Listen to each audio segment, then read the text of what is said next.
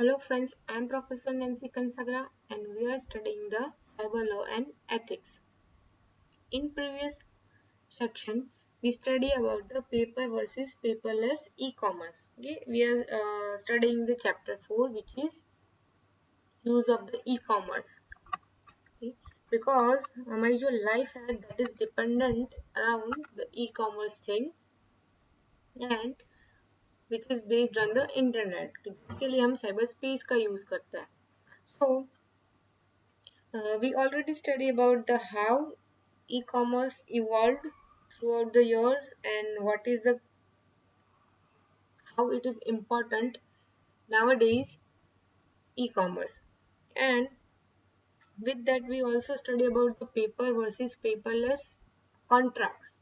Means कि अभी जो डे टू डे लाइफ में हम ये ई कॉमर्स का यूज करते हैं and because of the high use of the e commerce और इंटरनेट साइबर स्पेस हम जो पेपर्स का यूज करते हैं सो यूजिंग दैट पेपर्स उनके जो कॉन्ट्रैक्ट्स होते हैं उनकी वजह से जो कन्फ्लिक्ट्स होंगे उनके जो रिस्पॉन्सेज आएंगे और if we are using the paperless means digitalised और डिजिटलाइज का अगर हम ई कॉमर्स में use करेंगे so how it will be a beneficial. So after that there is an two models which is highly used in e-commerce. One is B2B and another one is C2C.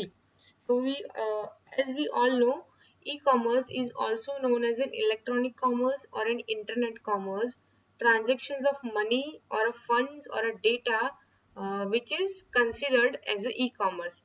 So ये जो business models है और you can से कि ये जो business transactions perform होते हैं basically there are four different types of the transactions which is handled in e-commerce. So first one is business to business, second one is business to customer, third one is customer to customer, and fourth one is customer to business. But from four of this, business to business and business to customer is very common one. Means if we are talking e-commerce or electronic commerce means buying or selling goods, products or services over the internet. E-commerce is also known as an internet commerce. Okay? कि हम अगर इसमें से कोई भी चीज perform करते हैं इंटरनेट के थ्रू हम कुछ भी परचेज करेंगे कुछ सेल करेंगे तो उसको इंटरनेट कॉमर्स भी बोला जाता है एंड ये जो सर्विसेज प्रोवाइड हो रही है online over the internet or through the internet. So we can say that things as a internet commerce or e-commerce. The service is provided online over the internet network. Transactions of the money, funds or data are also considered as a e-commerce. So we can say that the standard definition of e-commerce is a commercial transaction which is happened over the internet. So हम basically कह सकते हैं कि ये जो models है ये जो चार डिफरेंट टाइप के मॉडल्स हैं वो ई कॉमर्स को सपोर्ट कर रहा है और ई कॉमर्स को सपोर्ट कराने के लिए हमको इंटरनेट की रिक्वायरमेंट है. So we already know some online stores like Amazon, Flipkart, Shopify, Myntra, eBay, uh, Quicker, OLX. These are the example of the e-commerce websites.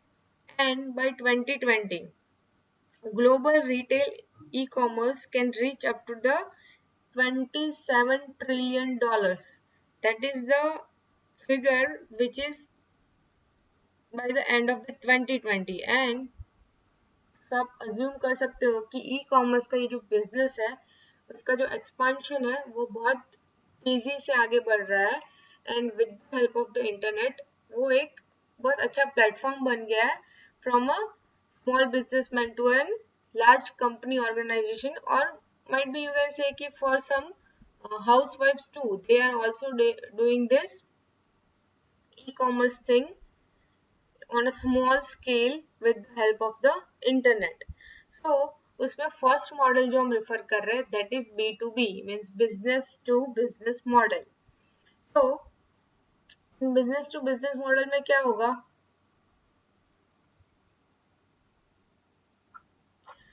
In business to business model में directly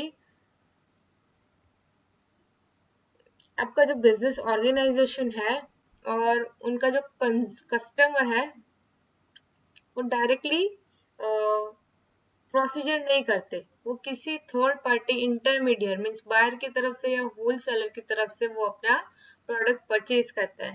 तो you can say that कि the business model sells its product to an intermediate buyer who then sells the product to the final customer means directly कोई customer किसी business के पास से वो purchase नहीं करेगा, उसमें किसी थर्ड पार्टी का इन्वॉल्वमेंट होगा।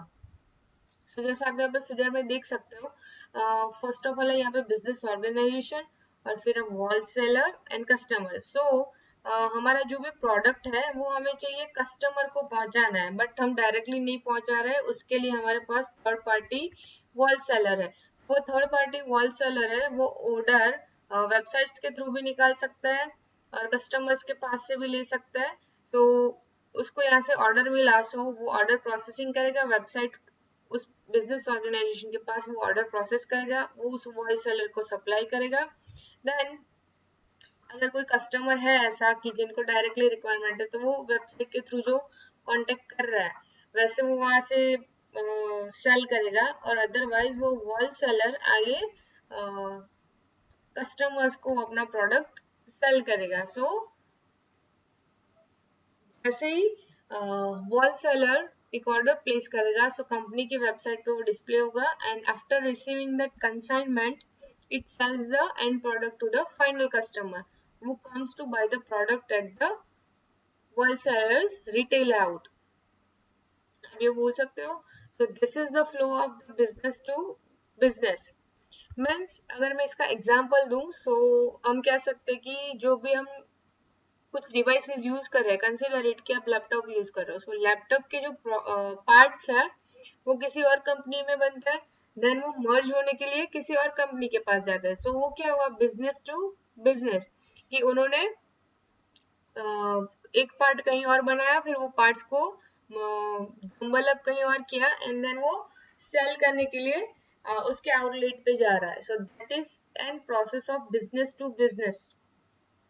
Business to business e commerce जो वेबसाइट का यूज हो रहा है या ई कॉमर्स का यूज हो रहा है, so using B2B we can cover a large number of applications जो मीन्स हमें अभी डे टू डे लाइफ में यूज करते हैं, which enables the business to form a relationship with the distributors, resellers, suppliers and etc. और जो factors है उन सभी के साथ वो परफॉर्म करता है। एंड इसमें कौन सी चीजें है जो हम ई कॉमर्स में कंसिडर कर सकते हैं इन B2B टर्म्स। तो first one is electronic, second one is shipping and warehousing, third one is motor vehicles, petrochemicals, papers, office products, food, agriculture. Means electronic का जो आप देख सकते हो कि मैंने जो एग्जांपल दिया लैपटॉप वाला, similarly might be possible with the our mobile phones too, कि हम उसका भी उसके जो पार्ट्स है, उसकी जो फंक्शनैलिटीज है, जो हार्डवेयर डिवाइसेस है जो इसमें यूज होता है, उनको हम कहीं और बनाता है, उनको मर्जअप कहीं और करता है। देन शिपिंग एंड वेयरहाउसिंग, की एक जगह से दूसरी जगह हमको उसको ट्रांसफर करवाना है। So for that we can also use this B2B in our e commerce. That is about कि हम ई कॉमर्स कहाँ पे, ई कॉमर्स में हम हमारा B2B कहाँ यूज कर सकते हैं। उसके अलावा कुछ की टेक्नोलॉजिकल टर्म्स हैं जो B2B ई कॉमर्स में यूज होते हैं। सो लेट्स सी कि कौन सा है। So first one is electronic data interchange, means EDI is an inter-organizational exchange of business documents in a structured and machine processable format। उनके लिए EDI का यूज होता है, मीन्स जो हमने डिस्कस किया कि इलेक्ट्रॉनिक फील्ड में जो यूज होता है। Then internet, intranet. ओके, अभी ई कॉमर्स है और ई कॉमर्स के बारे में हम बात कर रहे हैं। सो विदाउट इंटरनेट और intranet e-commerce is not possible। Internet क्या रिप्रेजेंट करेगा, internet represents the world wide web और the network of the network connecting computers across the world. अभी ई कॉमर्स मीन्स ऐसा नहीं है कि सिर्फ हम ये अमेजोन या मिंत्रा या फ्लिपकार्ट यूज कर रहे हैं। There are some few applications और वेबसाइट जो वर्ल्ड के एक कोने से दूसरे कोने में भी चीजें ट्रांसपोर्ट कर रही है। तो इंटरनेट क्या कर रहा है, इंटरनेट हमें प्लेटफॉर्म प्रोवाइड कर रहा है कि हम ये जो कंप्यूटर्स है या हमारे डिवाइसेस है उनको एक ही नेटवर्क में कनेक्ट करके उसका हम ट्रांसमिशन कर सकते हैं। बेसिकली हमारे डेटा का ट्रांसमिशन होता है। So internet is for that, and internet represented dedicated network of the computers within a single organization. अभी ऐसा भी हो सकता है कि हम ई कॉमर्स किसी पर्टिकुलर ऑर्गेनाइजेशन के लिए कर रहे हैं and that is within the some particular range, area range. So at that time we can reliable on a intranet. And third one is extranet. Extranet represent the network where the outside business partners, suppliers or customers can have a limited access to a portion of enterprise internet or a network. जो हमने देखा कि हम world wide भी connect हो सकते हैं, particular area reason में भी कनेक्ट हो सकते हैं, वैसे ही एक्स्ट्रा एक्स्ट्रानेट नेटवर्क का यूज करके हम क्या कर सकते हैं कि दो बिजनेस पार्टनर्स है, so if they want to check their data, so business partners की जो लिमिटेड पोर्शन होगा कि इतनी एक्सेसिबिलिटी वो प्रोवाइड कर रहे हैं, उतनी चीजों पे आउटसाइड पार्टनर्स देख सकते हैं, सप्लायर्स का डेटा देख सकते हैं, कस्टमर्स का डेटा देख सकते हैं, according to that they are working. So internet, intranet and extranet. And the last one is backend information system integration.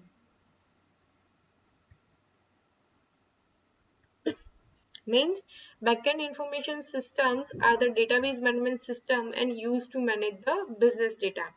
So these are the key technologies in the business data. So let's see कि ये जो B2B e commerce है उसके कुछ architectural models है कि हम अगर इसको किस वे में फॉलो कर सकते हैं और हमें कैसे फॉलो करना चाहिए, सो हमारा जो ई कॉमर्स बिजनेस है उसका हमें अच्छे से अच्छा आउटपुट मिल पाए और हम उसको यूज कर पाए. Okay, so there are mainly 3 architectural models in B2B. So first one is supplier oriented marketplace. Means कि जो यहाँ पे हम business to business e commerce का यूज कर रहे हैं उसमें कस्टमर का रोल भी होता है, सप्लायर का रोल भी होता है, बायर का रोल भी होता है एंड जो थर्ड पार्टी है उसका रोल भी होता है. सो supplier oriented market means in this type of model a common marketplace provided by a supplier is used by both individual customers as well as the business user. A supplier offers an e-stores for the sales promotion. Means ये जो supplier है वो customer and business user दोनों को एक platform provide कर रहा है, एक टाइप ऑफ ई स्टोर जिसके थ्रू वो अपने सेल्स का प्रमोशन कर सकता है और अपना जो मार्केट प्लेस है उसमें ई कॉमर्स में ज्यादा से ज्यादा प्रॉफिट गेन कर पाए और लोगों का ट्रस्ट गेन पाए, उस ट्रस्ट गेन कर पाए उस पर ये वर्क करता है. उसके बाद है buyer oriented marketplace. Means in this type of the model, buyer has his or her own marketplace or e-market. He invites suppliers to bid on the product's catalog. A buyer company opens a bidding site. कि there is an also second possibility कि जो buyer है वो खुद का एक ई market जैसा place खड़ा करेगा और वहां पे जो सप्लायर्स होते हैं वो वहां पे अपना बिडिंग कर सकते हैं उस प्रोडक्ट के लिए कि हम इस प्रोडक्ट की इतनी प्राइस आपको देंगे, और माइट भी पॉसिबिलिटी कि प्रोडक्ट के कैटलॉग पे भी कर सके, पूरे कैटलॉग पे. सो उनके लिए बायर है वो अपनी बिडिंग साइट की जो साइट है उसको ओपन रखता है और उसके थ्रू हम बिजनेस टू बिजनेस मॉडल है उसको फॉलो कर सकते हैं इन अवर ई कॉमर्स वेबसाइट, क्योंकि इसमें बिडिंग हो रही है, उनकी जो वेबसाइट होगी बायर की उस पे वो बिडिंग करेगा. And third one is intermediary oriented marketplace. Means in this type of the model, an intermediary company runs a marketplace where business buyers and sellers can transact with each other. जो हमने बोला कि जो third party seller होता है उसके बारे में, तो वो जो कस्टमर होगा और जो कंपनी होगी उन दोनों के बीच में as a third party work करेगा, और जो कस्टमर जो भी ऑर्डर प्लेस करेगा वो वहां बिजनेस और कंपनी के पास से लेके वो उसको डिलीवर करेगा। So business to business model के एक और एग्जांपल हम दे सकते हैं, जैसे कि उबर। तो उबर एक एप्लीकेशन है, बट उसमें हम दोनों साइड में बोल सकते हैं कि एक साइड जो बिजनेस हैंडल कर रहे हैं वो पर्सन है और दूसरी साइड जो ड्राइवर है, उन दोनों की जो ट्रांजेक्शन प्लेस होती है, दैट इज उसका जो पूरा मॉडल स्ट्रक्चर है, आप बोल सकते हो कि वो B2B मॉडल है। तो ये और उसमें हमारी ई कॉमर्स, हम उबर एप्लीकेशन का यूज करते हैं, so that is an one type of an e commerce. So you can say that कि ये B2B ई कॉमर्स है। एंड B2B ई कॉमर्स होने के और भी क्या बेनिफिट्स है कि जो B2B है वो बल्कि चीजें या तो मोर देन वन थिंग, मतलब डायरेक्ट एक चीज के लिए नहीं जिसका क्वांटिटी ज्यादा है उस पे वो वर्क करता है। तो B2B में क्या होता है, क्या होगा कि आपका जो कंपनी है और कस्टमर है उनके बीच में एक तो क्लोज रिलेशनशिप बनेगा। सेकेंडली इसमें डायरेक्टली कस्टमर्स कम होंगे क्योंकि ये business to business oriented model है। तो कस्टमर्स के साथ जो कम्युनिकेशन है उसका पोर्शन थोड़ा सा कम रहता है। तो B2B model also solves an end consumer demand, less price sensitive. You can say that. And if there is some problem in B2B communication, तो वो consultative selling भी provide करता है, which is totally opposite to B2C. So this is all about कि हमारा जो business to business e-commerce है वो कैसे work करता है और इसको कैसे हमने divide। So we can say that